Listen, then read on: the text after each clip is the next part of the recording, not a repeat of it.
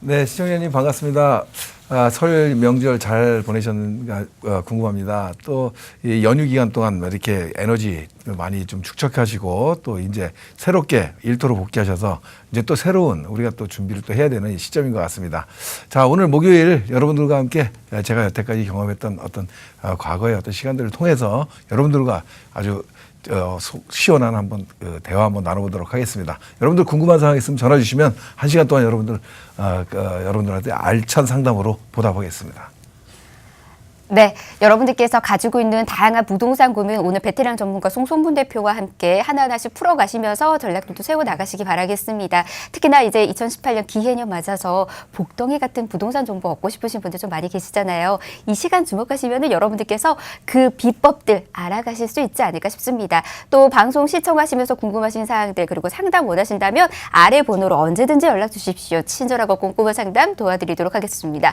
02-1638-3918번 정보 용료 100원 부과되는 샵 3989번 열어두고 있습니다. 자, 그러면 베테랑 전문가의 노하우 한번 만나보는 시간부터 가져보도록 하겠습니다. 대표님, 오늘 어떤 이야기 준비하고 오셨을까요?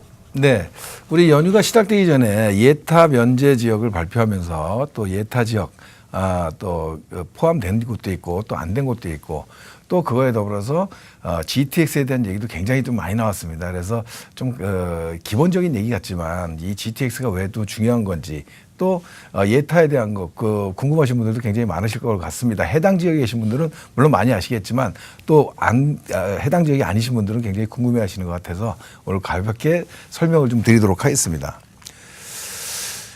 자, 오늘의 주제는 예타 면제 발표, 명절 연휴 바로 직전에 1월 29일 날 발표를 했죠. 그 더불어서 GTX에 대한 얘기, 또 GTX B 노선이 예타 면제에서 발표해서 빠지게 됨으로써 또 얘기가 좀 더 많았던 것 같습니다. 자, 일단 예비 타당성 조사, 예타라는 게 예비 타당성 조사의 이제 준말인데 기본적으로 정부의 재정 지원이 포함되는 대형 공동 투자 사업에서 예산 낭비를 우리가 막고자 경제성이라든가 또 타당성 또 재원을 또 어떤 식으로 조달할 것이냐 이런 방법에 대해서 사전 조사를 하는 작업을 얘기합니다. 그래서 사업에 대한 어떤 추진할 수 있냐 없냐 이런 여부를 판단하는 이 절차라고 보시면 될 것 같습니다. 그러니까 어떤 사업을 추진하면서 막대한 자금이 들어가고 예산이 들어가죠. 한마디로 얘기하면 나라 돈, 많은 돈을 갖고 사업을 추진하는데 이게 맞냐 안 맞냐 이런 것들을 일단 검토해 보겠다는 얘기고 그것도 검토하는 시간이 굉장히 좀 길겠죠. 그래서 이런 부분들을 갖고 예비 타당성 조사라고 합니다. 그래서 이번 예비 타당성 조사에서 전국적인 어떤 국책 사업에 대해서 좀 발표가 나왔었는데 아무튼 이 예비 타당성 조사를 통해서 사업을 추진하고 안 하고 이런 어떤 여부를 바로 판가름 짓게 되는데 결국은 이 예비 타당성 조사를 조사 중에 있는 곳도 있고 조사에서 배제됐던 곳도 있는데 그런 것들을 다 면제시켜 주겠다. 결국 무슨 얘기냐? 결국 면제를 한다는 거는 바로 사업에 착수할 수 있는 이런 발판이 됐다 이렇게 보시면 될 것 같습니다. 그래서 이런 예비 타당성 조사는 1999년도에 도입이 됐습니다. DJ 정부 시절인데 아무튼 이 예산에 대해서 효율적인 활용 또 이런 사업에 대한 효율적 제고를 하기 위해서 도입이 됐다 이렇게 좀 이해를 하시면 될 것 같습니다. 많은 분이 예타 그러니까 모르시는 분들이 있어서 가볍게 설명을 드린 거고 자 1월 29일 날 발표된 내용에 보면 철도 도로 등 인프라에 관해서 23개 사업지 약 자금 규모로 해서 24조 원 정도가 됩니다. 그래서 23개 사업지가 지금 예타 면제 지역으로 지금 면제 사업으로 지금 확정이 돼가지고 결과적으로 바로 사업에 추진할 수 있는 이런 상황을 만들었다 이렇게 보시면 될 것 같고 선정 기준이 좀 중요한데 참 지역 균형 발전을 우선시했다라고 발표를 합니다. 정부에서. 그래서 수도권 원칙적으로 배제했다. 그래서 수도권 지역이 상대적으로 배제가 된 이런 어떤 사업 발표라고 좀 보면 될 것 같습니다. 자, 그래서 수도권 핵심 사업이 지금 배제됐는데 배제된 곳 중에서 이 GTX B 노선 또 이 신분당선 연장선에 대한 얘기가 사실 핵심 내용입니다. 수도권에도 여러 가지 사업들이 있었지만 이 GTX B 노선 굉장히 좀 중요한 노선이었는데 사업 이번에 기대를 많이 했었죠. 그래서 결국은 배제가 되고 신분당선 연장이 배제가 되는데 왜 중요하냐? GTX A라든가 C라든가 이런 것들은 A는 벌써 착공이 들어갔고요. C는 작년 말에 예타를 통과를 했습니다. 그래서 이제 곧 착공이 들어갈 예정이고 B만 남아 있었고 B가 예타를 면제를 받을 확률이 굉장히 높다라고 얘기는 했는데 아무튼 이번에 배제가 됐습니다. 아까 말씀드렸듯이 수도권 배제를 좀 원칙으로 국토의 종합 균형 발전을 좀 원칙으로 든 어떤 이유 중에 하나라고 보면 될 것 같습니다. 아무튼 저 뒤에서 다시 한번 GTX는 설명을 할 거고요. 신분당선 연장에 대해서도 사실 굉장히 말이 많습니다. 주로 지금 수원 호매실 지역인데 수원 지역의 교통 해결의 굉장히 지금 핵심 키입니다. 신분당선은 지금 현재 광교에서부터 지금 그 강남역까지 지금 운행이 되고 있습니다. 지금 이 강남인데 광교에서부터 호매실까지 계속해서 지금 진행한다는 걸 예타해서 계속 지금 미뤄지고 해서 지금 현재까지 지역에 대한 불만이 굉장히 큰 지역입니다. 하지만 또 이번에 빠지게 됨으로써 지역에 대한 불만이 굉장히 고조가 돼 있죠. 그래서 사실 제 개인적으로 봤을 때 신분당선 연장이 호매시까지 들어가는 건 빠른 시간 내에 이루어져야 된다 이렇게 좀 판단이 듭니다. 물론 GTX-B도 당연히 좀 이루어져야 되는데 지금 올해 안에 통과될 가능성은 굉장히 높습니다. 그래서 얼마 전에 김영미 국토부 장관이 모 방송에서 말씀을 했죠. 이 내용을. 그래서 올해 안에 예타 면제 사업에서 빠졌다고 해서 그 사업 자체가 무산이 된 게 아니고 예타 면제되는 사업에서는 빠졌지만 예타 그 연말 안에 확실히 처리를 하겠다 이런 지금 얘기를 했습니다. 그래서 장관이 직접 한 얘기이기 때문에 상당히 신뢰도가 있는 부분을 얘기할 수 있고 또 한 가지 간접적으로는 이 계양이라든가 왕숙이라든가 신도시 GTX B 노선에 연관되는 인천과 남양주입니다. 이 남양주의 신도시 3기 신도시를 발표해서 실질적으로 인프라 구축하기 위해서 교통 여건이 100% 들어가야 되는 어떤 이런 내용이라 이렇게 좀 보면 되겠죠. 그런데 이런 부분들 때문에 아마 올해 안에 이번엔 빠졌지만 예타 통과할 가능성이 상당히 높다. 그렇다고 해서 너무 실망하거나 이럴 필요는 없겠다. 이런 생각이 듭니다. 자, 그러면 왜 GTX인가? GTX라는 얘기가 왜 자꾸 나오는지 이거에 대해서 오늘 한번 다시 한번 복습하는 시간을 좀 갖자면 지금 GTX라는 말이 자, 그레이트 트레이닝 익스프레스입니다.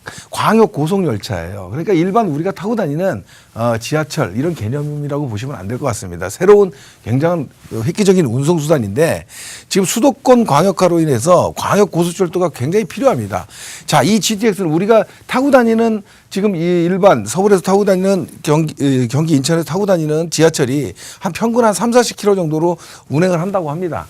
근데 이 지금 GTX는 광역 고속철도는 지하 50m에서 뭐 거리낌 없이 달리기 때문에 한 100km 이상 뭐 120km까지 뭐 이런 정도로 평균 속도를 지금 예측하고 있습니다. 그래서 시간으로 봤을 때 이 속도 달리는 속도를 보면 시간으로 봤을 때 뭐 3분의 1, 4분의 1로 확실히 줄어들 수 있는 이런 어떤 운송 수단이기 때문에 상당히 주목할 수밖에 없습니다. 이유는 자 서울 집중에 대한 해소를 지금 우리가 지금 이유로 꼽고 있는데 서울에 지금 주택 가격이 굉장히 높고 서울의 수요 공급이 안 맞고 뭐 이런 것들이 다 지금 경기권이라든가 이런 지역들의 지금 주거 지역들이 사실 자족 기능이 굉장히 떨어집니다. 그러다 보니까 자족 기능이 안 되다 보니까 거의 베드타운으로 지금 자꾸 전락하는 곳이 많고 또 과거에 1기, 2기 신도시를 만들면서 지금 잘못해서 자족 기능을 못 갖춘 업무 시설을 갖추지 못한 이런 것들이 실패한 곳들이 상당히 많기 때문에 3기 신도시가 이렇게 들어가는 곳에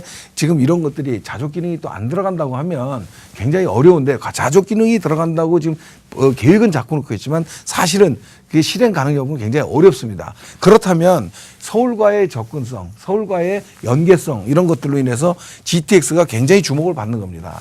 그래서 이런 이 시간 결국은 서울과의 경기도의 지금 아파트 가격이라든가 땅값이라든가 이런 것들은 서울 중심 도심과의 거리, 접근성, 교통 이런 거하고 아주 대단히 밀접합니다.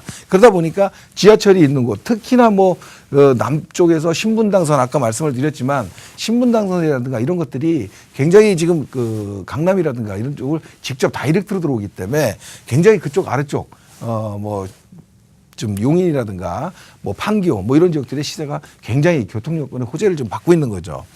자, 이렇게 봤을 때 GTX가 굉장히 중요하다고 보는데 지금 아까 말씀드렸듯이 A 노선, C 노선은 지금 이미 확정이 됐습니다. 그래서 A노선은 지금 작년 말에 착공이 들어갔고 파주, 운정이라든가 여기서부터 아래쪽 동탄까지 이어지는 긴 노선입니다. 또 C노선 같은 경우에도 지금 예타가 통과가 됐기 때문에 곧 착공에 들어갈 예정으로 보이고요. 일단 의정부 덕정에서부터 지금 수원까지 연결되는 C노선입니다. 문제는 이 지금 B노선이라고 요게 지금 예타 중입니다. 타당성 검토 중인데 지금 송도에서 인천 송도에서부터 마석까지 이어집니다. 결국 인천 인구 한 300만 정도로 지금 봤을 때 또 남양주 인구를 한 70만 정도로 본다고 하면 이 370만 인구의 교통 여건, 서울 접근성 굉장히 떨어지는 곳이거든요, 사실. 이러다 보니까 지금 연말 통과에 굉장히 기대감을 갖고 있고 또 돼야 된다 이렇게 좀 보여집니다. 그래서 또 이런 것들이 결국은 5년, 10년 정도 걸리면 이 단순하게 빨리 걸리는 사업은 아니겠죠. 5년에서 10년 정도 되면 경기권 지역에 광역 교통망이 A, B, C 노선으로 인해서 형성되는 곳들이 굉장히 좀 많아질 겁니다. 결국은 이런 것들은 GTX가 이런 식으로 들어오게 된다면 지금 시외각의 뭐 파주 운정이라든가 동탄이라든가 뭐 인천 송도라든가 이런 지역에서 서울 도심으로 들어오는데 뭐 1시간 이상 걸리던 것들이 사실은 뭐 15분, 20분에 들어올 수 있는 이런 상황을 만들기 때문에 앞으로 GTX가 개통이 되는 이런 상황들이 온다면 굉장히 좀 부동산 가격과 밀접한 가격을 보일 것으로 좀 보여집니다. 제 개인적으로 GTX에 대한 얘기를 갖고 좀 말씀을 드리면 GTX가 왜 중요하냐. 결국은 중장기적 투자 포인트라고 저는 보입니다. 부동산 투자는 단기적 투자가 있습니다. 단기적으로는 한 3년 내에 어느 결정을 보는 것이고요. 중기적, 장기적인 거는 5년에서 한 10년 정도를 보는 투자입니다. 그래서 이런 단기적 투자 종목으로는 맞지는 않는 거고요. 중기적 투자로 봤을 때는 GTX 사업 기간이 있기 때문에 이런 게 중기적 투자로 할 수 있는 좋은 포인트가 된다. 지금 최근같이 부동산의 규제 정책이 많이 이루어지고 있는 상황 속에서는 이런 어떤 확실한 호재를 갖고 중장기적으로 접근한다 그러면 살 수 있는 매수 포인트를 잘 파악하시면 또 저평가된 거를 파악하신다 그러면 굉장히 좋은 공략법이 될 수 있겠다 이런 생각이 들어서 포인트라고 판정을 좀 짓겠습니다.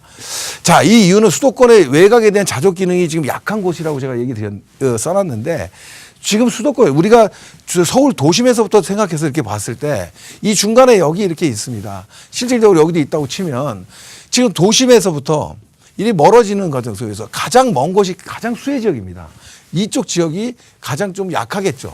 중심으로 와 있으니까 굳이 뭐 GTX를 이용할 필요가 없을 수도 있고요. 그러다 보니까 사실 이 외곽 지역에 지금 가격들이 지금 교통 여건이 안 좋아서 굉장히 저렴한 곳들이 많습니다. 이런 곳들이 사실은 좀 투자 지역이라고 좀 볼 수 있는데 물론 이것들은 충분한 시간이 필요합니다. 지금 아까도 좀 전 페이지에서 말씀드렸듯이 5년에서 한 10년 정도를 지금 보고 있습니다. 제일 빠른 A 노선이 지금 한 5년 내에 지금 완공될 예정이기 때문에 시간이 좀 필요하죠. 그래서 결국은 뭐냐면 이런 지역들이 지금 외곽, 이런 시외곽 지역은 사실상 아파트 가격도 싸지만 공급을 많이 했습니다. 그래서 이런 공급이 많이 된 지역들이기 때문에 실질적으로 공급을 조금 피해가는 이런 곳들이 좀 지역에 대한 지혜라고 좀 볼 수 있겠고요. 또 그런 지역이라도요. 공급이 많은 지역에서는 특히나 초역세권 같은 것들이 굉장히 중요합니다. GTX 여기 생길 수 있는 거 아니면 그 역과의 접근성이 얼마나 가깝냐 이런 것들에 대해서 관건이 되기 때문에 초역세권을 꼭 따져야 된다. 또 중요한 거는 가능한 신축이라고 말씀드립니다. 이 초역세권이면서 가능한 신축은 왜 그러냐면 이 시간입니다. 똑같이 5년에서 한 10년 정도 흐르는 상황에서 지금 10년 차 정도의 혜택을 받을 수 있는 이런 어떤 좋은 물건을 사는 것보다는 조금 되도록 신축을 샀을 때는 향후에 경쟁력 면에서도 굉장히 좀 유리하다 이렇게 좀 보겠습니다. 그래서 간략하게나마 오늘 명절 전에 설 명절 전에 예타 면제 지역을 발표한 이런 내용과 더불어서 같이 얘기가 나오고 있는 GTX에 대해서 간략하게 한번 설명해 봤습니다.